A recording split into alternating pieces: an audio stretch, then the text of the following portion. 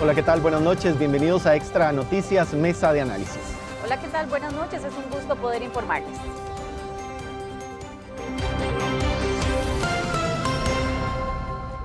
Iniciamos con las informaciones. Un video publicado en redes sociales muestra a una indigente amenazando a clientes locales y transeúntes en Siquirres. Esta situación lamentablemente también se repite en nuestra capital, donde se reportan cerca de 1.500 habitantes de calle armados. Nuestro compañero Alberto Cuadra nos tiene los detalles de esta noticia. Bueno, es una problemática que sin duda alguna afecta a todas las personas que están caminando por los centros poblacionales más importantes de nuestro país. Sabemos que hay una cantidad realmente exagerada de personas que están en condición de calles y que muchos de ellos pues tienen que, bueno, lamentablemente optar por realizar algún tipo de robo menor o también asalto, inclusive a personas para poder sobrevivir. También para que, pues obviamente muchos de ellos son adictos, entonces para suplir también la necesidad que tienen de la droga que están consumiendo. Esa situación se vivió, o por lo menos se evidenció más, mediante un video que fue captado en el sector de Siquirres. Vean ustedes cómo esta persona pues se dedica a amenazar, a solicitar de una manera pues bastante agresiva lo que sería algunas monedas o billetes para poder pues subsistir. Veamos la siguiente información porque esto no solamente ocurre en esos sectores. En San José sabemos que hay más de 1.500 personas, sobre todo en habitantes de calle, que tienen que manejar algún tipo de arma punzocortante para poder defenderse o también inclusive pues delinquir. Veamos. Este video circula en varias páginas de internet, así también como de noticias en la zona de Siquirres. Muestra una persona habitante de calle que se acerca a los clientes y transeúntes con un picayelo. Luego de hablarles, los amenaza y les pide dinero. Muchos de ellos aceptan y al final les brindan algunas monedas o billetes. Esta situación también pasa en la capital, donde según la policía municipal muchos de los indigentes y habitantes de calle están armados con puñales y armas hechizas.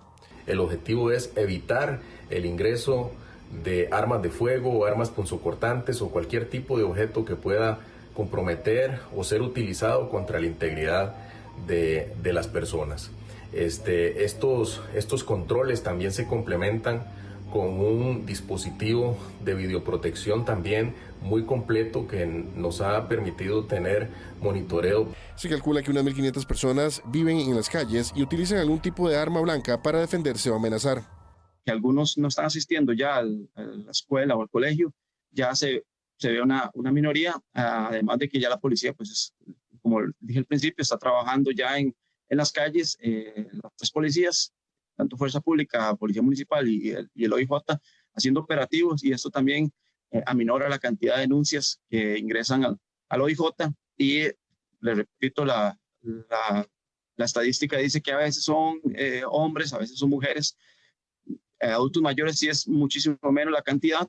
Según el OIJ, tiene mapeadas a unas 250 personas que han cometido asaltos en el último año.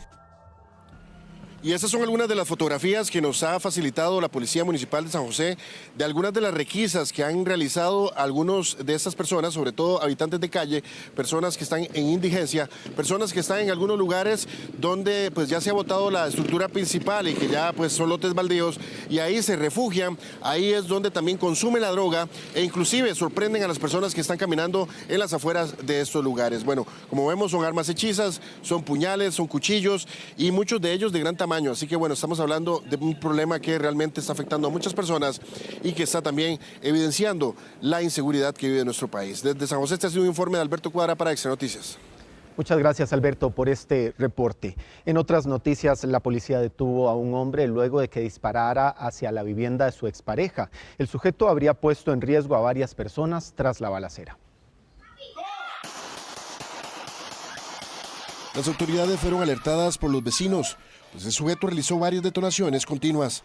Uno de los disparos casi alcanza a una de las vecinas de la casa de enfrente, ya que esos proyectiles atravesaron sin ningún problema la propiedad. El sospechoso al final fue detenido momentos después de ese suceso. La agresión como tal es una acción violenta que realiza una persona con la intención de causar daño a otra. Esto en lo más simplificado que se puede pues, definir, ¿verdad? O una acción que es contraria contra los derechos de una persona. El Caribe es prioridad para el OIJ y por eso mantiene un contingente importante de investigadores y también policías en esta zona. Con la Operación Caribe 2.0, con el fin de que no se aumente la incidencia de homicidios, Durante el año 2024 se cerró con 181 asesinatos. En el 2023 hubo 213 personas fallecidas y víctimas de la violencia. Y pues sabemos que el perfil de la persona delincuente ha cambiado mucho. Lamentablemente la violencia se ha normalizado pues por muchos factores y pues ahora las personas, en especial las personas jóvenes, tienden una forma muy particular de cometer los delitos, puesto que tienden a ser más impulsivos, tienen una percepción de la realidad pues insuficiente, lo cual les lleva a cometer muy fácilmente conductas antisociales. El sujeto que disparó fue detenido horas después y puesto a las órdenes del Ministerio Público, donde se solicitó prisión preventiva en contra de este sospechoso. Y el padrastro de la joven Juliana Ureña se desahogó cuando se topó al acusado de asesinar y atacar sexualmente a la joven sancarleña. Hoy además se dictó la pena máxima por este caso y por 3 violaciones sexuales a una persona menor de edad.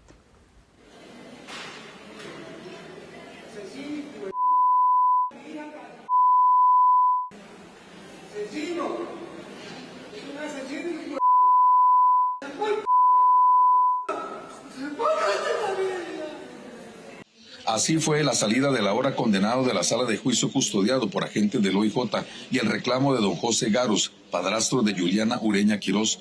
Hoy se dictó la pena máxima contra alias Hugo Loco por 4 delitos de violaciones sexuales y el femicidio de la joven sancarleña. Además se acusó por las agresiones sexuales contra una menor de edad conocida del acusado y vecina a la joven de Naranjo. Gracias a Dios logramos sacar de las calles a un violador, a un asesino. O sea, por lo menos yo sé que nada de esto nos va a devolver a Julie, pero por lo menos este individuo no la va a volver a hacer daño a ninguna otra muchacha. Eso es lo más importante, ¿verdad?, en este momento. Nada de lo que pase aquí nos va a devolver a Juliana. A mi hermana, amiga, pero casi hermana, la mató un hombre que ahora alega que tiene derechos. ¿Cómo va a venir esa abogada a decirnos que pobrecito él, porque la hija lo tuvo que llamar para decirle feliz cumpleaños? ¿Ustedes saben a dónde fui yo a decirle feliz cumpleaños a Juliana? Al cementerio. Y mis cumpleaños, desde que ella se fue, ya no son los mismos. Juliana se murió un mes antes de que yo cumpliera mis 18 años, mis 19 años. Las pruebas fueron contundentes, tanto la pericial como la testimonial, para establecer la responsabilidad de Acuña Sandoval, así lo dispuso el Tribunal Penal de San Carlos. Y para las juezas fueron muy claras las pruebas y también suficientes. Se le impone la pena de 12 años de prisión por cada delito de violación para un total de 36 años de prisión, siendo que en aplicación a las reglas del concurso ideal por el delito de privación de libertad agravada se aumenta en un tanto de 2 años la prisión para un total de 38 años de prisión. Asimismo, se declara a Víctor Hugo Acuña Sandoval autor responsable de un delito de femicidio en otros contextos, en concurso ideal con un delito de violación en perjuicio de Juliana del Carmen Ureña Quirós, expuestos en la acusación y la querella. Y en tal carácter se le impone la pena de 35 años de prisión, que corresponde a la pena del delito más grave, siendo que en aplicación a las reglas del concurso ideal se aumenta en un tanto de 7 años, para un total de 42 años de prisión, siendo la pena total impuesta al acusado Víctor Hugo Acuña Sandoval de 80 años de prisión. Es importante recalcar que no solamente el trabajo de nosotros colaboró en este resultado, también el trabajo maravilloso que hizo el organismo de investigación judicial a través de los investigadores del OIJ de San Carlos, de la mano del licenciado Nils Rojas, también un trabajo encomiable realizado por el Ministerio Público, desde el licenciado Héctor Bodán, que tuvo la causa al inicio, después la licenciada Elke Oviedo, que lo desarrolló en su etapa intermedia, y por último la etapa de juicio, que también lo desarrolló la licenciada Jessica González. A su vez también tuvimos una parte excepcional dentro del proceso en la parte científica, por parte del organismo de investigación judicial, desde médicos forenses, desde patólogos forenses, expertos en bioquímica, y al final también la colaboración de la familia, que aportó muchos de los detalles importantes para obtener el resultado. Ilegales por día detiene la policía de fronteras en la zona norte del país. Solo en los primeros días de este año ya se contabilizan 2 personas procesadas por tráfico de personas. La policía de fronteras detuvo a los 2 primeros sospechosos del año en incurrir en el presunto delito de tráfico ilícito de personas. Ambos nicaragüenses, quienes además conducían sin licencia, sin derecho de circulación y sin revisión técnica vigente, entre muchas otras irregularidades. Las aprehensiones se registraron el domingo en 2 diferentes puntos de Los Chiles. Durante los controles también se detectó droga, que era transportada dentro de un vehículo. Se da la ubicación de un vehículo que a la hora de realizarle una revisión con nuestros equipos caninos de detección de drogas, el can Rudy da positivo para los olores entrenados y en coordinación con la autoridad judicial realizan una revisión ya más exhaustiva del vehículo donde detectan un compartimiento oculto en el cual se logran extraer 80 paquetes de la posible droga cocaína. Como resultado de esta operación se logra entonces la aprehensión de la persona que transportaba el vehículo o conducía este vehículo y se pone a la orden de la autoridad judicial correspondiente. Se calcula que unas 300.000 personas vuelven durante estos días procedentes de Nicaragua. Durante el 2024, la Policía de Fronteras detuvo en Los Chiles a 19 sospechosos de cometer este delito, mientras que en el año 2023 a 15 sospechosos.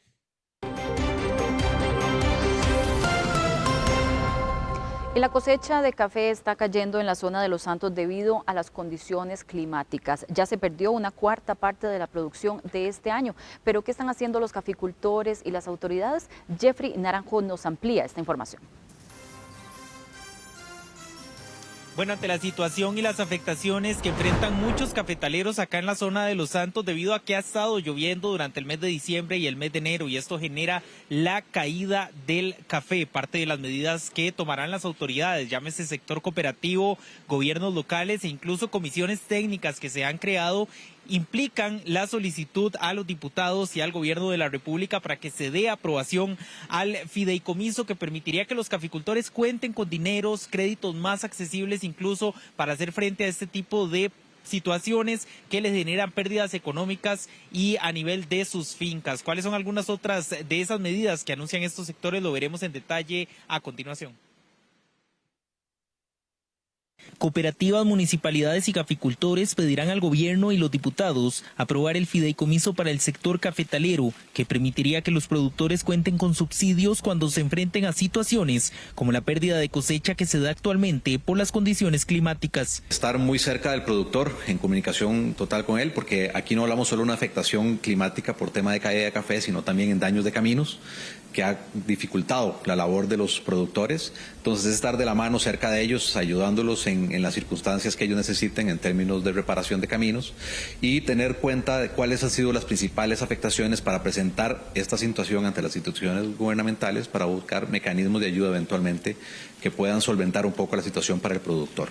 Así lo establecieron durante una mesa de diálogo realizada el pasado 2 de enero, donde trazaron varias posibles acciones para hacer frente a la afectación económica y productiva que la caída del café por las lluvias de los últimos días ha generado. Vamos a tener que hablar, veamos, en la parte de lo que es aseguramiento, ¿verdad? Lo que es de las cosechas, eso es una, creamos esa mesa o un grupo de trabajo o una comisión que se va a estar reuniendo mes a mes, donde se integraron varios sectores, entre ellos las 3 municipalidades. Otra de las cuestiones es el fideicomiso. Vamos a mandar un acuerdo y vamos a irlo a llevar personalmente lo que son las alcaldías a la Asamblea Legislativa. Y la cuestión de los fondos de avales también, ¿verdad? Que necesitamos el apoyo del Ejecutivo y del ICAFE y del MAC. Un factor que también están previendo las autoridades es el faltante de mano de obra para la cosecha. Entablar y agilizar todos los canales de comunicación a lo interno del país, entre zonas de maduración temprana y zonas de maduración tardía para que se dé un flujo de recolectores que comienzan a estar libres o desocupados en estas zonas donde va finalizando la cosecha hacia las zonas donde el óptimo de maduración se está presentando.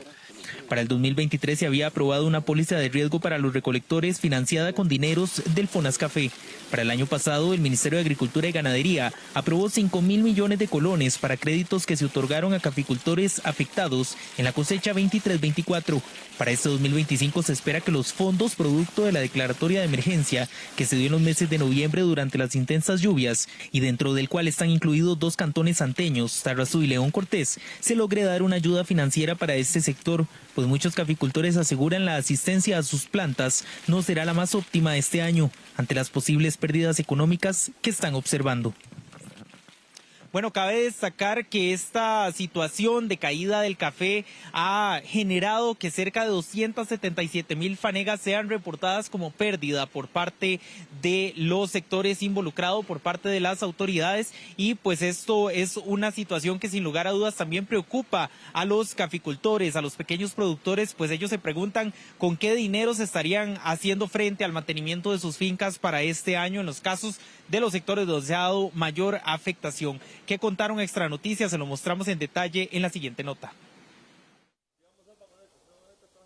Cerca de un 25 y hasta un 30% de la cosecha de café en la zona de Los Santos ha sido afectada por las condiciones lluviosas de las últimas semanas. Este café termina en el suelo, lo que genera pérdidas para los productores y también provoca que la mano de obra trabaje más lento para recolectar el grano. Fácilmente hay un 30% de caída de fruto, porque nos afectaron el temporal de finales de noviembre y diciembre, que fueron 17 días de lluvia, y ahora 8 días que llovió de nuevo 8. Y eso trae como consecuencia, fuera el exceso de agua, que las enfermedades se potencializan, tanto la roya como la antracnosis. Fernando Naranjo es uno de los caficultores que ha visto afectados sus cultivos por esta situación. Según el ICAFE, de las cerca de 900,000 fanegas que produce la región de Los Santos, 270,000 fanegas se reportan en pérdida por este problema. Estamos hablando que son unos 24,000 millones de colones solo en la región cafetalera Tarrazú, que se han dejado de recuperar, porque esos 24,000 millones los productores ya los habíamos invertido en la plantación. Entonces la idea era recuperarlos con la cosecha y tener un poco de rentabilidad. El Ministerio de Agricultura y Ganadería se reunió con representantes del sector cooperativo de Los Santos para llegar a acuerdos y proponer soluciones. Extra Noticias habló con el ministro de Agricultura y Ganadería, Víctor Carvajal, quien aseguró que el seguro para cafetaleros debe ser abordado por los diputados prontamente. Esto no es algo nuevo, no es algo extraordinario, es algo que ha venido sucediendo durante muchos años ya, reiteradas ocasiones. Por eso es importante rescatar acá el proyecto de ley que presentó el Poder Ejecutivo y está en la discusión de la Comisión de Asuntos Agropecuarios, que busca dotar de recursos al Ministerio para poder ayudarle a los productores a contratar las primas de seguros y de esa manera los agricultores estén protegidos en caso de eventualidades climáticas. ¿Qué va a pasar para que esta situación no se siga replicando en los próximos años? El sector cooperativo y las autoridades del ICAFE proponen potenciales soluciones. Compañeros, y precisamente en este momento me encuentro en uno de los puntos donde se recibe café por parte de Copetarrazú, una de las principales cooperativas cafetaleras en la zona de Los Santos. Pese a las lluvias, pese a la situación que se ha venido presentando, las autoridades de esta cooperativa aseguran que esto no ha implicado un mayor uso de recursos, por ejemplo en los hornos de secado, para realizar los procedimientos adecuados del café, pues aseguran que los usos de plancheles, cuando usualmente se extiende el café en una planicie y se ha secado por el sol, se dan únicamente en un porcentaje bastante bajo de la cosecha que se recibe. Estamos hablando de poco menos de un 5% para cafés que son en lo general selectos, y no implica en estos casos un mayor uso de este tipo de insumos por las afectaciones que se han venido produciendo por las lluvias. La cooperativa opera con total normalidad. Veamos parte de las declaraciones que brindaron a nuestro medio. Casi que el 100% del proceso de secado es mecánico, por lo cual siempre hay uso de hornos que utilizan como base pues misma leña de poda de árboles de finca o de cafetal, ¿verdad? Misma poda de cafetal, y cascarilla, que es un subproducto del café, que eso es lo que se ha venido utilizando por muchos años y que es lo que se requiere para el proceso de nuestro café en general. El secado a sol, que se utiliza mayormente para microlotes, que no representan más del 5% de la producción nacional. Bueno, parte del reporte que les tenemos sobre esta situación, la posición que tienen los caficultores y también el sector cooperativo, las autoridades municipales, incluso el Ministerio de Agricultura y Ganadería, que se ha involucrado, incluso el ministro estuvo de visita acá el 2 de enero tratando de conocer más de cerca la situación y planteando posibles soluciones. La más viable y por la que más promueven los distintos sectores es este fideicomiso que podría estarse aprobando en la Asamblea Legislativa prontamente. Es el reporte que les tenemos desde el Cantón de Tarrazú. Ustedes continúan con más información. Muchas gracias a Jeffrey por este amplio reporte desde Tarrazú. En otras noticias, y como vamos a ver a continuación, ríos y playas colapsaron este fin de semana pasado por la gran cantidad de vehículos parqueados en zonas no permitidas. Un río en Turrubares no solo quedó lleno de basura, sino que también su cauce sufrió algunos daños por la gran cantidad de autos.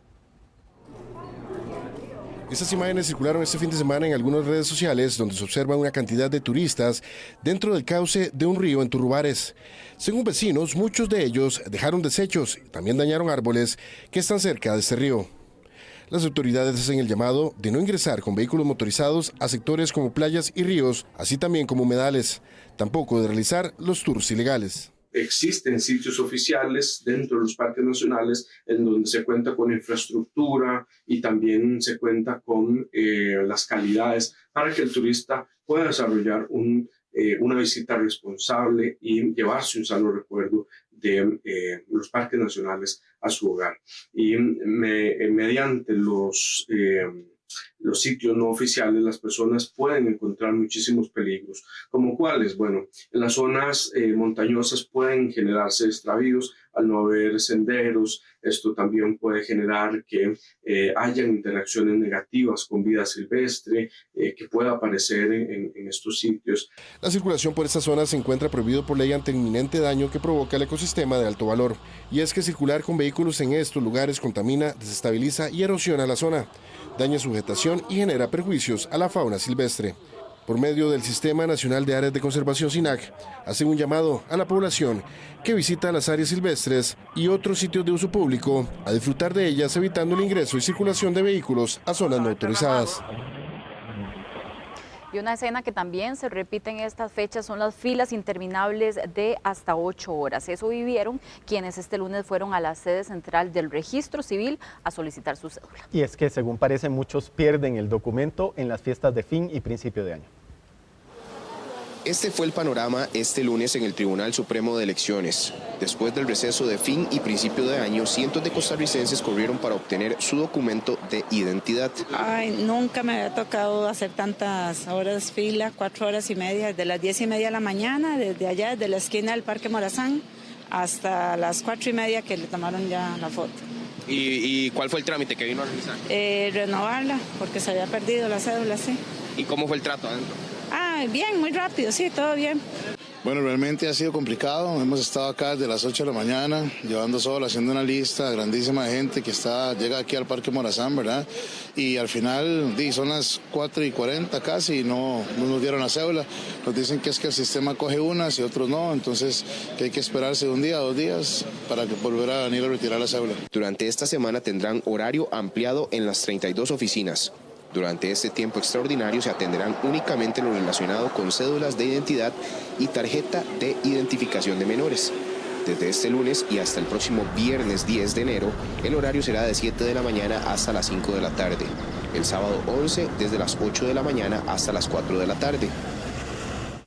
Un día increíble, exagerado, desde las 7 de la mañana haciendo fila, entré hasta las 3 de la tarde y ya me tomé la foto y todo y me dijeron que no me la podían entregar la cédula porque el sistema se quedó pegado y aquí me entregaron ese documento que nada más que venga mañana cuando necesite. Y ahí tremendo, ¿no? Desde las 5 de la mañana que salí de mi casa hasta ahora voy sin la cédula. ¿Y qué fue lo que le dijeron? Ya hay que llame mañana a ver porque no se sabe si el sistema va a estar igual. Y a mucha gente que han venido le han dado la cédula y a mí no, desde las 7 de la mañana. A partir del 3 de febrero, el tribunal iniciará el cobro por el servicio de cédula para quienes soliciten 2 o más cédulas en un mismo año. Hay casos excepcionales, personas con discapacidad, adultos mayores, indígenas y privados de libertad. También será prohibido el cobro 2 meses antes de que hayan elecciones presidenciales o municipales. Bueno, según un proyecto de ley, la flota vehicular eléctrica en nuestro país no crece lo suficiente para llegar a cumplir con las metas del Plan Nacional de Descarbonización. La iniciativa extendería la exoneración del pago de impuestos para este tipo de vehículos por más tiempo. Un proyecto de ley pretende extender por un plazo de 5 años las exoneraciones fiscales que tienen actualmente los vehículos eléctricos en el país. La iniciativa justifica la extensión del plazo de la exoneración, recordando que el Plan Nacional de Descarbonización estableció que para el 2035 El país debería tener un 25% de la flota vehicular de manera eléctrica y en el 2050 el 60%. Sin embargo, la flota de vehículos eléctricos en el país no crece al ritmo necesario para alcanzar estas metas.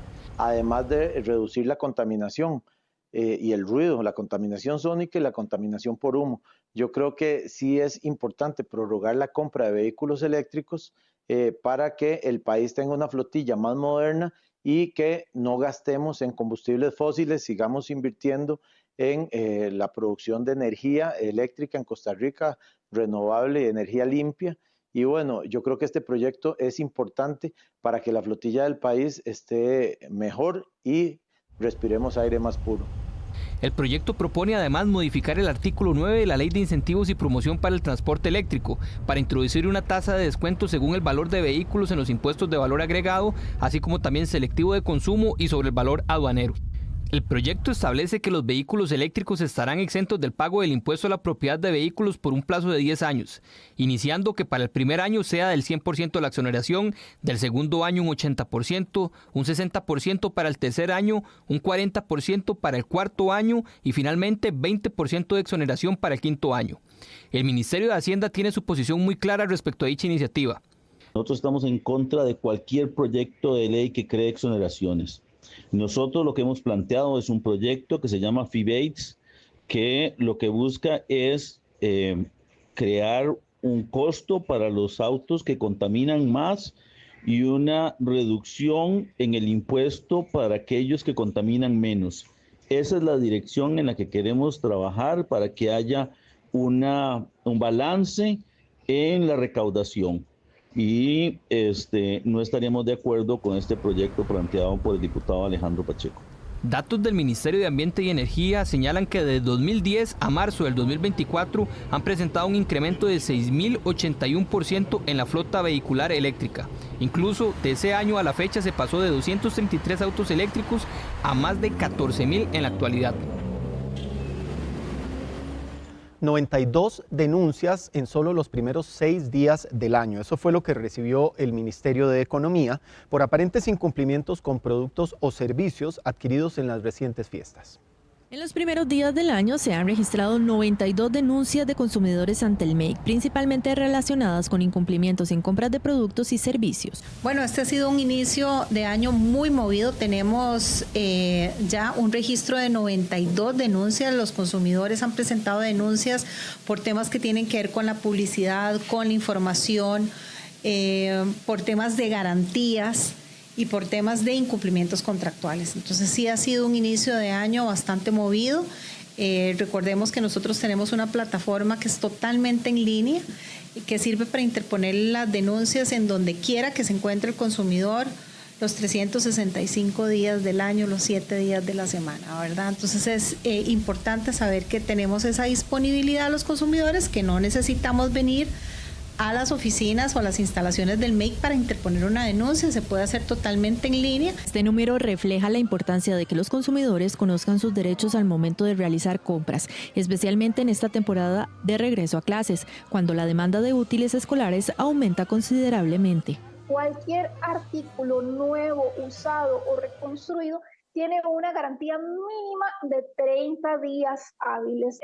Se debe de llevar la factura, ya sea ese etiquetito físico que nos dan con toda la información del comercio y la información del producto, o la factura digital. En muchas ocasiones al consumidor le llega la factura al correo electrónico, entonces no importa si la factura física se perdió.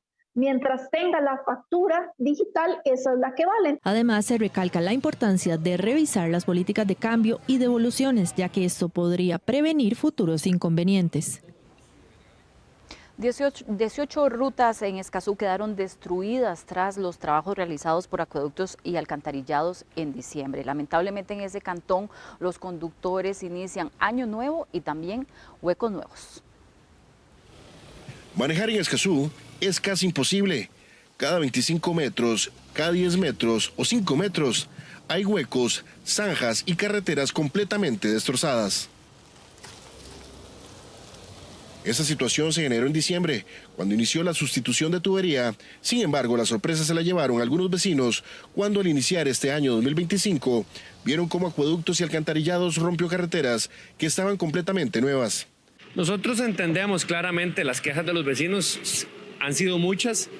Hoy que comenzamos a laborar en la municipalidad, pues obviamente teníamos muchas quejas en los correos electrónicos, en las redes sociales, y los entendemos claramente la molestia de las personas.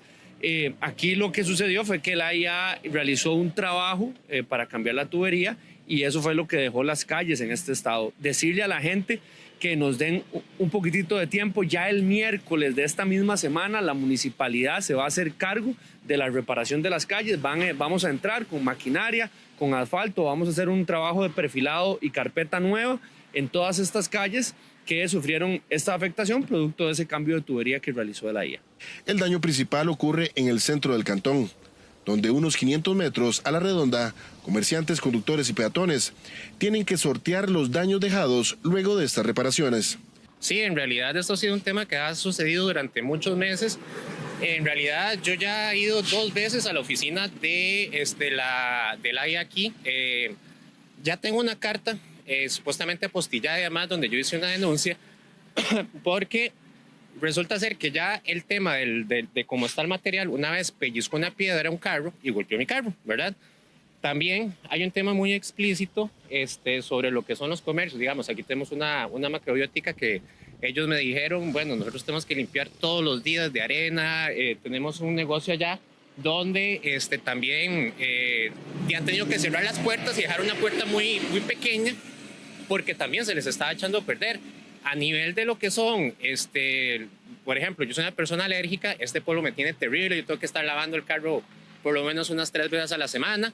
La Municipalidad de Escazú iniciará a partir de este miércoles una intervención urgente en todas estas carreteras. Muchos negocios ya reportaron pérdidas cercanas al 1.000.000 de colones.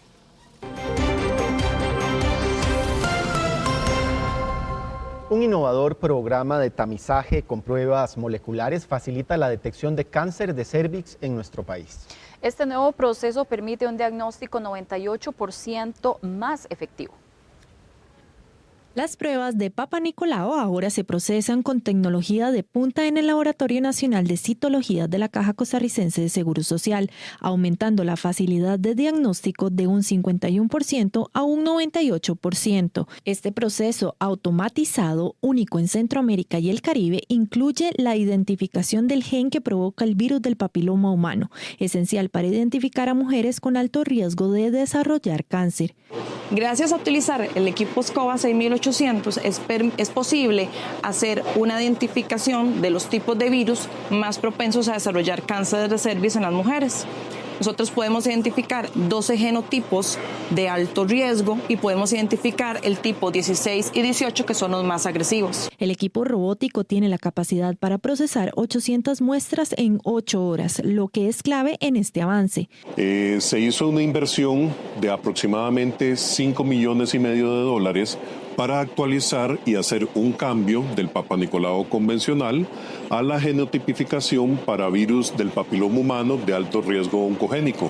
Estos datos permiten optimizar recursos y priorizar a las pacientes que necesitan estudios más avanzados. La meta de la caja es erradicar este tipo de cáncer mediante la combinación de pruebas moleculares, vacunación y diagnósticos integrados. Para febrero de 2025, el programa se extenderá a las regiones Brunca y Huetar Norte, con miras a abarcar todo el país antes de finalizar el año. Y el Hospital San Juan de Dios implementó el modelo de gestión enfocada en seguridad y calidad de atención al paciente y funcionarios para optimizar la seguridad y la calidad precisamente de sus servicios. En el 2024, 35 áreas certificadas destacaron por su compromiso y mejora continua. Este sistema prioriza riesgos, seguridad del paciente y humanización del cuidado, y así obtiene reconocimiento en el Festival Simplifica 2024. Obedece más a una necesidad, a una modalidad que nos pueda ayudar a nosotros a lograr cumplir ciertos indicadores que nos hemos propuesto y llevar de la mano más que nada a garantizarle al usuario una salud más segura, una estancia más segura. Busca en los funcionarios tener más productividad, más eficiencia en los procesos, más competencia, que todo esto se traduce en una atención más segura al paciente, con una mayor satisfacción del servicio que está recibiendo.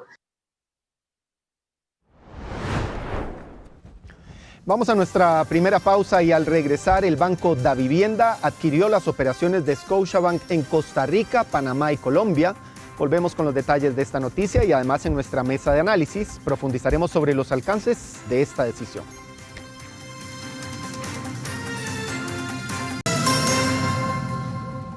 Gracias por continuar informándose con Extra Noticias. Este lunes se comunicó que el Banco Davivienda adquirió las operaciones de Scotiabank en Costa Rica, Panamá y también Colombia. ¿Cómo influye esto en nuestro país? La explicación la tenemos en la siguiente nota.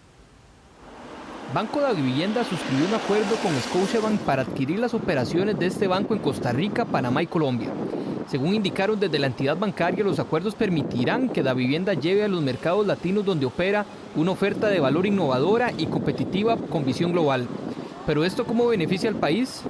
Algunas desventajas de este proceso, como parte de los beneficios, es que va a haber un banco más robusto, un banco que se acerca al tamaño del Banco Popular. Tendríamos un banco que quedaría de quinto en el ranking de bancos. Los clientes empresariales podrían optar por créditos de mayor volumen en este banco. Los usuarios de la banca de consumo también tienen sus beneficios. De acuerdo con Davivienda, con la integración de los negocios de Scotiabank se proyecta que sus activos totales alcancen aproximadamente 60.000 millones de dólares, lo que representa un crecimiento cercano al 40%. En términos regionales, sus activos aumentarían alrededor del 30% en Colombia, un 90% en Costa Rica y un 180% en Panamá. También el tema tendría sus desventajas. Parte de las grandes amenazas o desventajas es menos bancos. Los bancos del Estado deben de fortalecerse aún más. Los clientes cuentan con menos opciones donde buscar mejores condiciones crediticias, mejores condiciones donde depositar sus fondos. Sin embargo, veríamos un banco más fuerte en Costa Rica medido por activos. La entidad agregó que esta operación fortalece la estrategia de diversificación geográfica de Davivienda, quedando un 70% de los activos en Colombia y 30% en Centroamérica. Parte de estos cambios que se han normalizado en la banca comercial muestran cómo en el país se ha pasado de contar con 27 a 14 bancos. Bueno, y para ampliar sobre este tema y explicar cuáles son los alcances de esta decisión que anuncian los bancos el día de hoy, vamos a conversar con el señor Carlos Fernández, quien fue exgerente del Banco de Costa Rica y también de banca privada. Don Carlos, muy buenas noches, muchas gracias por acompañarnos aquí en Extra Noticias. Aquí estamos a la orden, con mucho gusto. Muchísimas gracias. Don Carlos, ¿qué implicaciones tiene para el mercado financiero un movimiento de bancos de esta magnitud y en el contexto actual para Costa Rica? Bueno, muchas gracias. A mí me parece que Davivienda dio el paso correcto. Ya desde el año 2019, Scotiabank andaba vendiendo parte de la operación de Centroamérica y vendiendo parte de la operación de Colombia, de acuerdo con reportes que se han manejado en los medios. En el 2019, Scotiabank vendió la operación de El Salvador. Y bueno, ya como dicen, cuando el río suena piedras trae. Resulta ser que ya se escuchaba en Colombia estos rumores y finalmente, bueno, se da la noticia hoy de la adquisición. Ellos hablan de una integración, a mí me parece que es más una adquisición que hace Banco Davivienda de las operaciones de Colombia, Panamá y en especial Costa Rica, que es lo que más nos interesa. Es una operación de adquisición porque finalmente todo lo que son los activos, la cartera de crédito, los depósitos, aun cuando formalmente y legalmente se van a seguir manejando por separado, va a haber un proceso de esa integración que ellos mencionan. Y asimismo, finalmente, si ese proceso es autorizado por las superintendencias y las entidades correspondientes, tendríamos un patrimonio de un banco adquirido, creo yo, que se va a manejar la casita de la vivienda es la que va a mantenerse. Va a predominar esa marca, probablemente. Va a predominar esa marca y vamos a tener la marca de vivienda operando en el mercado costarricense con un 80% de participación accionaria de los colombianos y un 20% de Scotiabank. Don Carlos, y una pregunta que muchos se hacen también, ¿qué motiva a una entidad a consolidar las operaciones con otras entidades? ¿Qué busca Davivienda con esta unión, con esta fusión, si podríamos decirlo así? Davivienda hace 50 años empezó la operación en Colombia y ha venido comprando bancos e instituciones financieras.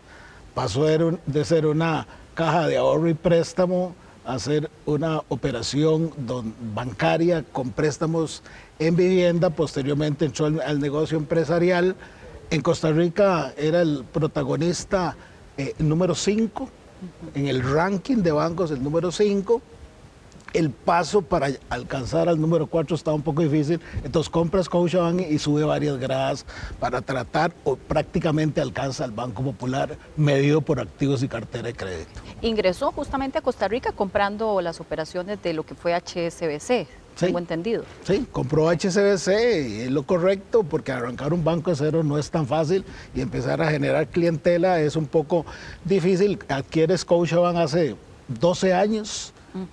Ha hecho un buen negocio Davivienda en Costa Rica y bueno, ahora le va a sumar la operación casi que completa de Scotiabank.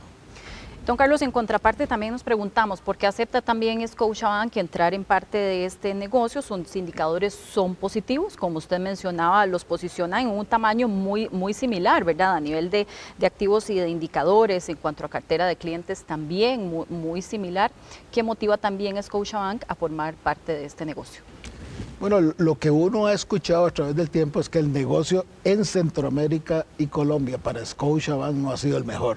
La rentabilidad esperada por las compras que hizo Scotiabank en Centroamérica no logró sus objetivos, entonces quiere centralizarse en el negocio en Canadá y en el Caribe y poco a poco ir saliendo de la operación en Centroamérica y Colombia.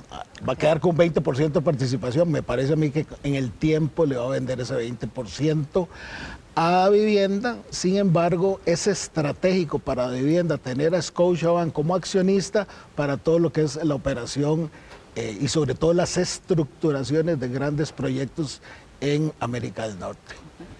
Don Carlos, otro también de los elementos por analizar, ¿tendríamos una menor oferta de banca privada en Costa Rica al quedar esto en manos de Davivienda? ¿Podría decirse así? ¿Esto afecta de alguna manera al consumidor?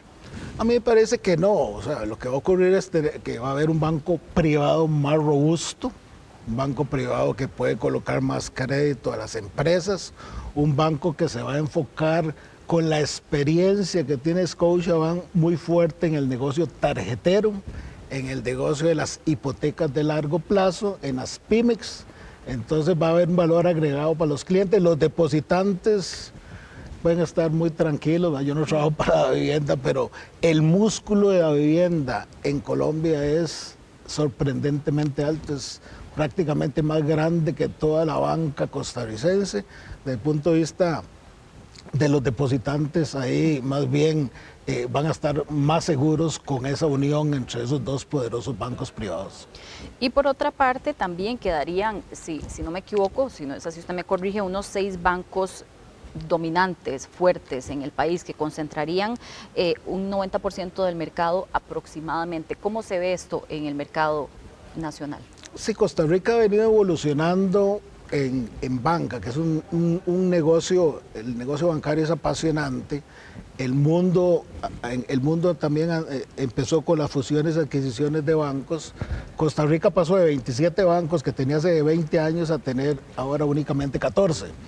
Con esta adquisición, que la llamo yo adquisición, pasaríamos a tener únicamente 13 bancos. Entonces ahí sí pueden haber problemas de competencia, problemas en tasas de interés del crédito, ya no hay tantos bancos para visitar, cada día se reduce el número de bancos y no están naciendo nuevos bancos. El último banco que se autorizó en Costa Rica fue hace más de 12 años. Entonces más bien lo estamos viendo o que cierran puertas como Bancrédito, o que se fusionan o que se adquieren, y entonces ahí se van agotando un poco las posibilidades de, sobre todo en materia crediticia, para los deudores o futuros deudores de crédito. La noticia que escuchamos hoy también, don Carlos, es un anuncio, pero esto tiene que pasar por un proceso, ¿verdad? ¿Cuál es este proceso? ¿Cuánto tiempo podría tardar para que ya se haga efectiva esta adquisición finalmente? Bueno, en el comunicado ellos mencionan de que son 12 meses. La experiencia que se ha dado con otras adquisiciones, que han sido más adquisiciones, la adquisición representa mantener el nombre de alguno de los dos, que pareciera que en este caso lo más lógico es que sea el nombre de Davivienda. Ellos hablan de 12 meses, me imagino que van a empezar a acelerar con la SUGEF y con el CONACYF para las aprobaciones correspondientes. Hay que ver si hay un tema de concentración y que tenga que ir al Ministerio de Comercio. Al tener ya ahora no 6 bancos grandes, sino 5 bancos grandes que concentran más del 90% del activo, pero perfectamente en 6, 12 meses este proceso estaría consolidado.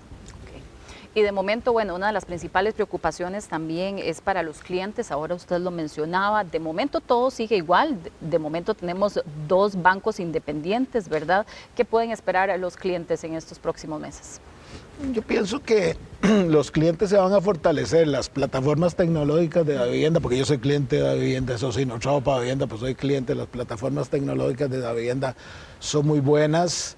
Scotiabank, algunos negocios crediticios, el crecimiento ha sido mínimo, el impulso que le va a dar Davivienda al crédito va a ser favorable para los clientes, ojalá le mejoren las tasas de interés a los clientes que piden plata, y los depositantes, si tenían una tranquilidad con un banco colombiano muy fuerte y un banco de Canadá también muy fuerte, la unión de ambos, la adquisición, eso va a representar no tal vez mejores tasas de interés para los que depositan su dinero, pero sí mayor seguridad.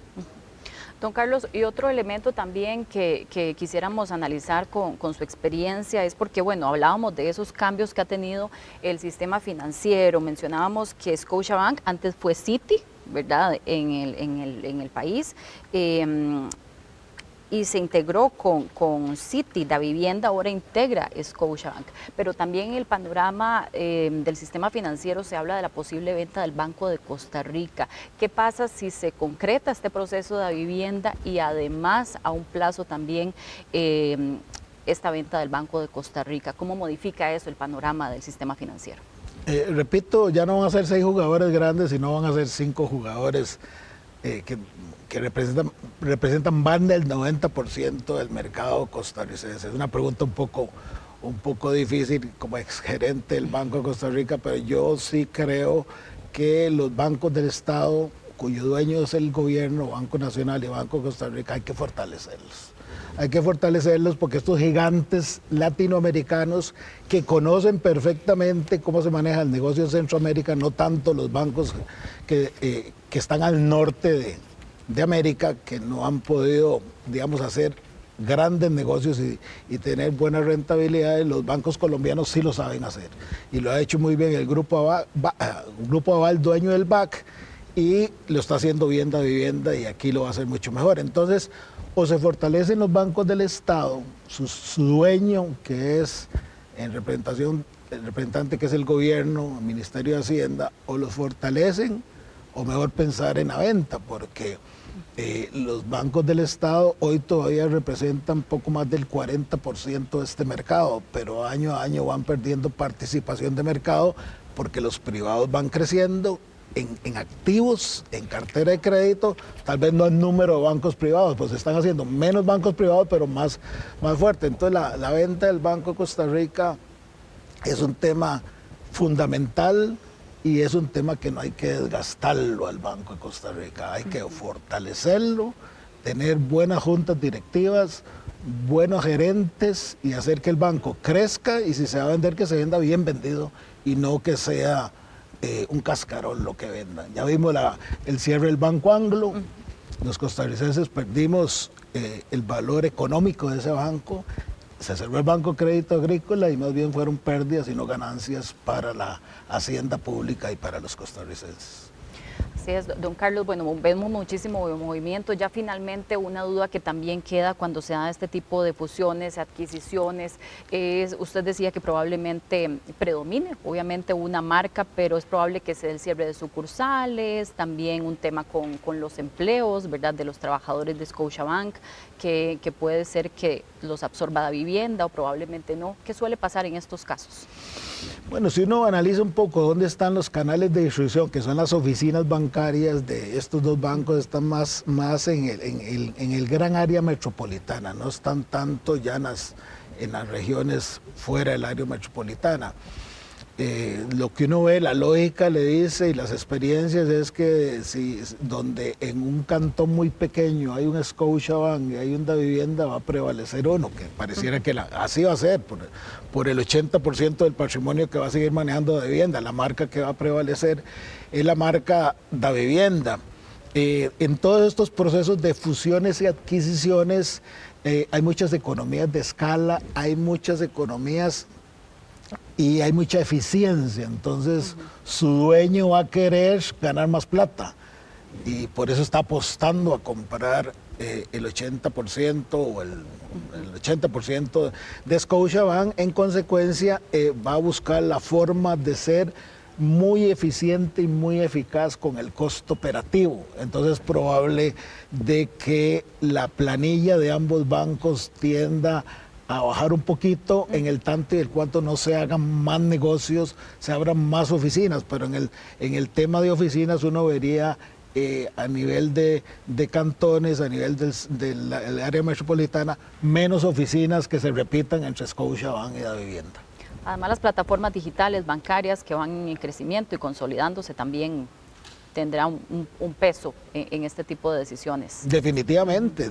Yo conozco algunas oficinas de estos bancos que son alquiladas y otras son propias. Me imagino que se van a ir para la oficina propia. Y sí, los sistemas tecnológicos de la vivienda son muy robustos y la experiencia que tiene Scotiabank en el negocio tarjetero le va a agregar mucho a la vivienda. Entonces es una alianza muy interesante y muy preocupante para los otros jugadores. ¿Qué podemos esperar, además de esa respuesta del sector bancario, ¿verdad? Porque eso también genera una competencia en el mercado. Sí, o sea, tenemos un grupo de bancos del Estado que son fuertes todavía, incluido el Banco Popular, dos jugadores privados grandotes que es el BAC y esta adquisición entre Scotia y la vivienda y un poco de bancos pequeños que se están quedando un poquito más rezagados. Entonces los bancos robustos, grandes, que están liderando el mercado, deben de revisar su plan estratégico, deben realmente optimizar las utilidades que se capitalizan en su patrimonio, deben crecer, porque estos dos bancos privados grandes les van a hacer mucha presión, y los pequeños de buscar el nicho mercado, porque les va a ser un poco difícil competir con estos señores bancos grandotes, ¿no? Muchas gracias, don Carlos, por su explicación, por supuesto, por darnos una perspectiva y su opinión también acerca de lo que representa para la banca nacional esta adquisición. Muchas gracias por acompañarnos. Y a la orden. Continuamos con otras informaciones. Los diputados reconocen que la dinámica dentro de la Asamblea Legislativa cambiará con este año electoral. El ciclo electoral podría influenciar negativamente, además, en las decisiones clave para la competitividad del país. Rolando Rivera nos informa desde la Asamblea Legislativa. Luego de prácticamente 3 semanas de vacaciones, los diputados de la República regresaron hasta la Asamblea Legislativa. Y bien, reconocen que va a ser un poco complicado el trabajo dentro del plenario, tomando en cuenta que ya este será un año electoral. Es por eso que previenen algún tipo de situaciones que podría presentarse en el momento de las negociaciones. Vemos la siguiente información. Pese a que se les hace difícil reconocerlo, los diputados admiten que este será un año difícil en el ejercicio de su trabajo. Tengo la fe y la convicción de que en la Asamblea Legislativa vamos a continuar trabajando en beneficio de los costarricenses. Ese es nuestro propósito. Quien tenga aspiraciones presidenciales que son absolutamente válidas y legítimas, pues que lo haga, que haga su ruta correspondiente, pero que desde la Asamblea Legislativa nosotros tenemos que seguir trabajando en función de resolverle los problemas a los costarricenses. Mire, faltan 13 meses para las elecciones. Uno puede verlo de dos maneras. Es poquito tiempo, la gente se tiene que organizar. Por otro lado, es demasiado tiempo para desperdiciar aquí en la Asamblea Legislativa, teniendo gente anunciando precandidatura. Me parece que es absolutamente irresponsable. No es el momento todavía de estar metidos de lleno en la política electoral. Ya muchos han manifestado su interés por aspirar a la presidencia de la República y ellos saben que los intereses se notarán dentro del plenario. Yo diría que ya se notan esas aguas electorales, esos vientos electorales que se dan. Aquí ya hay compañeros que han propuesto su nombre a precandidaturas, algunos hablan de candidaturas. Y creo que eso es parte de la dinámica que nos estamos dando cuenta los que no hemos sido de esta jerga política, de lo que hemos estado en temas políticos. Ahora, nosotros estamos preocupados y ocupados en que hayan avances, ¿verdad? No podemos quedarnos solamente en ese metrito cuadrado de que se viene la campaña y que ya todo el mundo se quiere ir a promoverse como candidato o precandidato. Bueno, definitivamente la dinámica me imagino que va a cambiar. Me imagino no, yo ya fui diputada y ya he vivido esto y sé que el último año cambia incluso en aquella época eran mucho menos candidatos, ahora imagínense en un elenco de candidatos tan grande que se habla de que ya algunos están y ya es un montón. Evidentemente la dinámica cambia, ojalá que sea para bien. Creo que esto los fuegos electorales, como llaman, no tienen que ser tan calientes o fuertes que se olviden de que existen un montón de problemas sin resolver. Según los legisladores, las negociaciones se verán entorpecidas tomando en cuenta que dentro de las mismas fracciones habrá divisiones. Otro de los aspectos que pretenden los diputados de la República tener muy pendiente durante este año 2025 es el tema de la seguridad y también atender los temas país como educación y salud. Es por eso que hacen un llamado y incluso mañana tendrán una conferencia de prensa en la bancada de Liberación Nacional con respecto al tema de seguridad. Está pactada para las 10 de la mañana y ahí tocarán temas que ellos consideran son de suma importancia. La inseguridad que atraviesa el país no tiene para nada conformes a los diputados de oposición de la Asamblea Legislativa. Óscar Izquierdo, diputado del Partido Liberación Nacional, es enfático al señalar que es patética la comparación de las cifras de homicidios entre el 2023 y el 2024. Con 880 homicidios durante el 2024, se cerró el segundo año más violento en la historia de Costa Rica. La disminución es una comparación, yo creo que es patética, ¿verdad? Estamos hablando del segundo año con más homicidios en la historia de Costa Rica. Es que el año pasado fue el año con más homicidios en toda la historia de Costa Rica. Este año es el segundo año con más homicidios en la historia de este país. Así que es realmente doloroso. ¿Saben los costarricenses que cada 9 horas hay un homicidio en este país? Eso es tremendo. Los legisladores aseguran que han velado por brindar recursos tanto al OIJ como a la fuerza pública para que realicen su mejor trabajo. Este martes se realizará una conferencia de prensa en donde estarán los 19 diputados de la fracción verde y blanca. Desde la Asamblea Legislativa hemos aprobado un presupuesto para que tanto el organismo de investigación judicial como el Ministerio de Seguridad Pública tengan los recursos necesarios para combatir el crimen organizado. El Poder Ejecutivo busca justificación donde no existe, señalar que no se cumple por parte de los legisladores cuando ellos tienen un nivel de inseguridad en el país, no han tenido la capacidad de gobernar, cuando han hecho obras y recursos de proyectos que son de más de 20 años y se visten con camisa ajena. Yo creo que eso no es razonable. Los diputados son claros en que se debe atender el problema de manera integral. Por supuesto, es que esto es integral. Seguridad, educación, infraestructura, los temas país, los temas que a la gente le están preocupando, esos temas no pueden dejar de estar acá en primera fila. En 2023, los 905 homicidios rompieron todas las marcas históricas del país. Bueno, Habrá que esperar el trabajo que puedan desempeñar los diputados de la República durante este año electoral, que ya tiene muchos candidatos que aspiran a llegar a la presidencia de la República. Desde la Asamblea Legislativa, este es un reporte de Rolando Rivera para Extra Noticias. Gracias, Rolando. En otros temas de política, el presidente de la República, Rodrigo Chávez, podría renunciar a su cargo 6 meses antes para postularse como candidato a diputado. Así lo reveló esta tarde la diputada oficialista Pilar Cisneros en el programa Asiento Extra de Extra Radio. La legisladora afirmó que pese a que el presidente tiene algunas causas abiertas, todas son, según dijo en sus palabras, ridículas, y, según dicen, no hay ninguna que amerite una investigación de fondo. La diputada oficialista afirmó que si la intención del presidente es postularse, no tiene por qué renunciar de la noche a la mañana. Es cierto que el presidente tiene 60 denuncias, cada una más ridícula que la otra. Una, se las voy a decir, una es que a mí no me gusta cómo hablan las conferencias de prensa, entonces lo denuncio. La otra, es que pagó su casa al contado. Entonces, eso también hay que investigarlo. El presidente puede renunciar cuando quiera renunciar. Y no sería, como dice don Miguel, de la noche a la mañana. Él tendría que renunciar por lo menos 6 meses antes para poderse postular como candidato a diputado, si esa fuera su decisión. Así que ningún riesgo para la democracia en modo alguno. Y el diputado Gilbert Jiménez lanzó este lunes su precandidatura presidencial por el Partido de Liberación Nacional. El legislador ya solicitó al partido una cita para inscribir su aspiración de cara a la convención interna del 6 de abril. El exalcalde de Desamparados, de 56 años, dijo que aspira a trabajar porque el país ofrezca un trato igualitario en oportunidades a todos los ciudadanos, con mayor seguridad y mayores opciones de vivienda. Hemos realizado ante el Tribunal Interno del Partido de Liberación Nacional la solicitud de cita para la inscripción de la precandidatura a la presidencia por parte del Partido de Liberación Nacional a la convención que se realizará el próximo 6 de abril del presente año.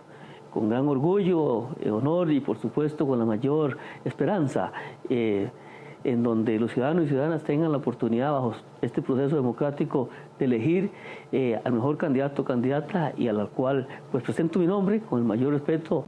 Lo que sí es que... El presidente de la Asamblea Legislativa rechazó oficialmente la solicitud del presidente de la República, Rodrigo Chávez, de debatir públicamente.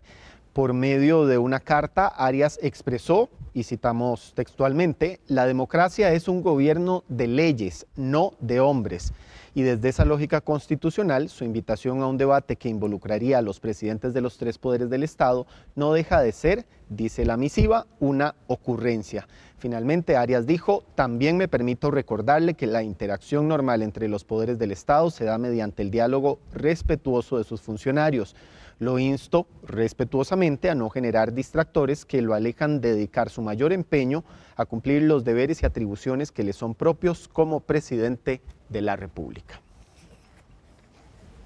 Y el plazo para que las empresas interesadas en participar en la subasta de espectro 5G subsanen su documentación vence este miércoles 8 de enero. Según el cronograma, la subasta se llevará a cabo el próximo 24 de enero con la participación confirmada de 7 empresas.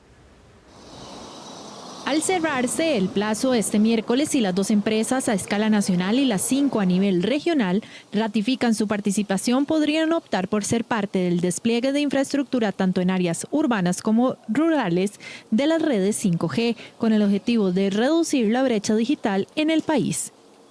Tenemos unos plazos por ley que más bien vamos a incumplir, más bien comprimiéndolos para que lo más pronto posible todos podamos tener un despliegue bastante agresivo y completo de 5G a lo largo y ancho del país. Ahora, sobre esta fase del proceso, de lo que está en este momento en la SUTEL, las empresas enviaron una documentación, básicamente el año pasado, donde no solo manifestaban interés, sino también acreditaban que financieramente podían competir. Tras la subasta, el próximo 24 de enero, la Superintendencia de Telecomunicaciones SUTEL tendrá un mes para emitir sus recomendaciones, permitiendo que el gobierno firme los contratos de concesión entre junio y julio de 2025. Es como la subasta ganadera, donde se da, en lugar de exponer una res a la venta, se expone unas frecuencias y esas frecuencias llegan unos oferentes que dicen quiero participar y empiezan a ofrecer pues más dinero uno que otro. Y llega un momento donde ya esa subasta se termina por el plazo y gana el que va a pagar más, el que ofreció más. A partir de entonces, los operadores iniciarán un despliegue agresivo de antenas y servicios priorizando las zonas rurales donde la conectividad sigue siendo limitada. Entre ellas, una de las empresas que participará sería Cope Guanacaste, quienes están interesados en adquirir una frecuencia. Ellos son parte de la fase 2 del proceso de subasta. El interés existe, pero todavía sería incierto decir qué frecuencia vamos a tratar de adjudicarnos. Cada una pues tendrá su caso de uso, por supuesto. Las frecuencias en banda 700, etcétera, y en eso pues, sin embargo, sería anticipado emitir un criterio sobre cuál es la que tenemos más interés, porque habría que esperar el resultado de la fase 1 para saber realmente qué está disponible. La SUTEL mencionó que están a la espera a que se cierre el plazo para verificar qué empresas deciden continuar y cuáles no para seguir con el proceso. Bueno, y como sabemos, el incremento en la compra de aparatos eléctricos y electrónicos aumenta en la temporada de fin de año. Sin embargo, este consumo también genera una gran cantidad de residuos. ¿Qué puede hacer usted con estos desechos? Se lo decimos en la siguiente nota. Según el Monitor Mundial de Residuos Electrónicos 2024, en 2022 se generaron 62 millones de toneladas métricas de desechos electrónicos, una cifra que podría alcanzar los 82 millones en 2030. Estos residuos contienen materiales valiosos como tierras raras y metales pesados que, sin un tratamiento adecuado, contaminan el suelo, el agua y los alimentos. Precisamente se está volviendo un problema. Cómo nos deshacemos de los dispositivos estos electrónicos y eléctricos. Nosotros como colegio hemos establecido un punto de recolección permanente precisamente para invitar a las personas a que traigan sus dispositivos, ya sean computadoras, celulares, impresoras, tablets, bueno, o sea, de todo tipo de dispositivo que hay, para que lo vengan a dejar aquí al colegio, porque nosotros tenemos, como te digo, ese punto de recolección y ya tenemos también estructurada la forma en cómo lo recogen y todo. Y es un compromiso que ha adquirido el colegio con la sociedad también y con el planeta, pues precisamente para poder apoyar en estos esfuerzos que se están haciendo. Para minimizar este impacto, diversas empresas disponen de puestos de acopio, entre ellas el Colegio de Profesionales en Informática y Computación, que tiene un centro permanente, así como Grupo Unicomer, que a través de sus programas Goyo Recicla y El Planeta es tu casa, han habilitado centros de acopio en todas las sucursales, donde los usuarios pueden llevar hasta 10 artículos al día de manera gratuita. Si en nuestro hogar tenemos un aparato eléctrico electrónico al cual no le damos utilización, es importante que también consideremos si podemos darle un mejor uso a la hora de repararlo, venderlo, reutilizarlo o gestionarlo de la manera adecuada más importante, y así hacernos responsables de ese aparato a la hora del ciclo final de su vida. Adoptar estas prácticas no solo beneficia al medio ambiente, sino que también fomenta una cultura de responsabilidad y sostenibilidad.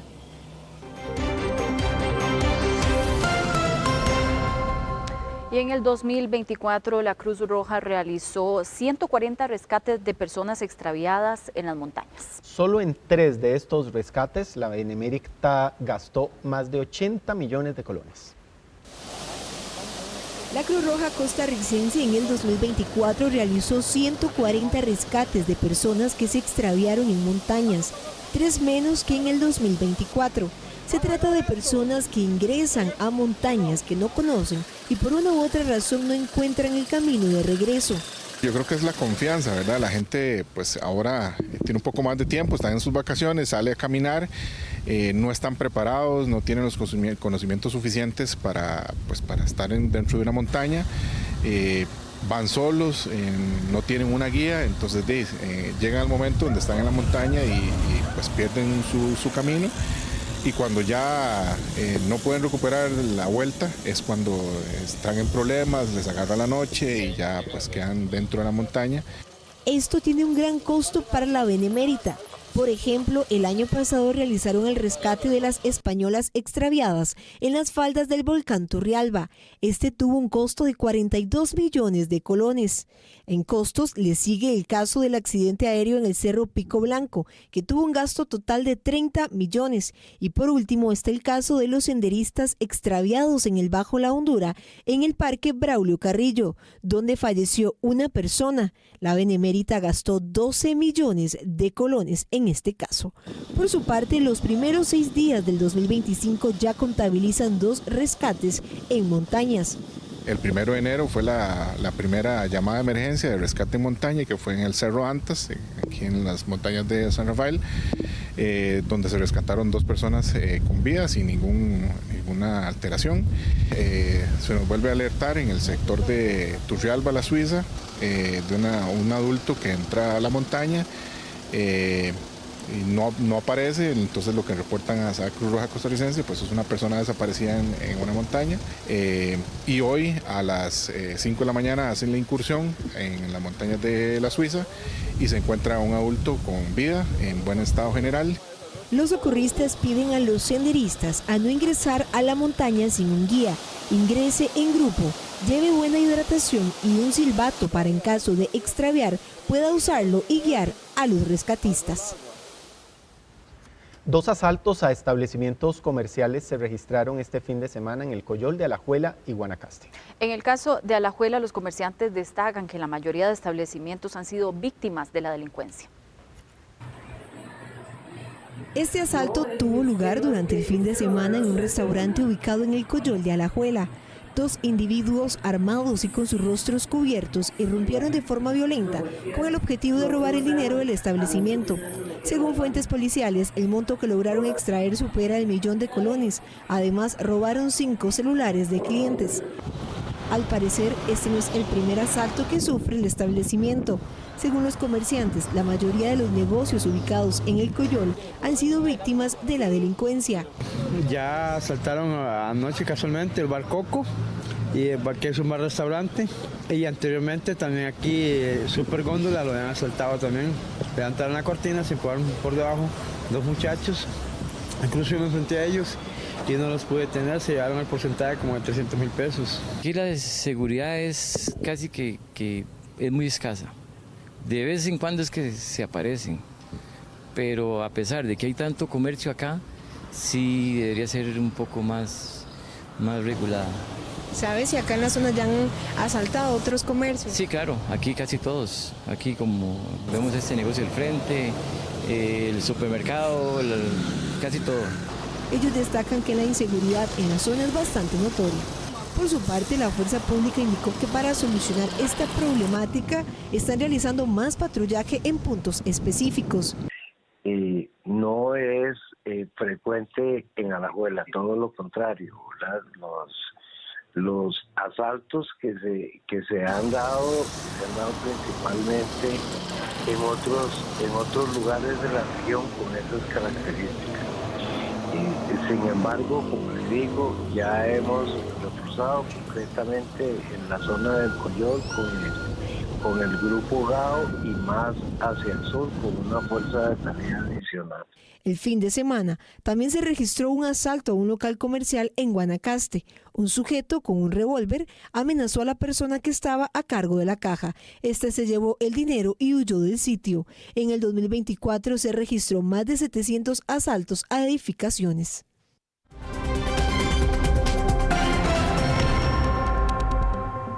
Y vamos a la información internacional porque en este momento están llegando imágenes de un terremoto que se está reportando en la región china del Tíbet. Al menos 9 personas murieron, ese es el reporte preliminar. También varios edificios colapsaron en esta región tras un potente terremoto que repercutió específicamente en la capital nepalí de Katmandú. Es lo que informa la prensa estatal china. Así es, el sismo de magnitud 6.8 grados tuvo su epicentro en el condado chino de Dingri, cerca de la frontera con Nepal. Repetimos, es un sismo de 6.8 grados que acaba de sacudir la capital, en el Tíbet, la capital de Katmandú. Y este sismo se produjo a las 9:05 hora local en el condado de Tingri de la prefectura tibetana de Shingasse.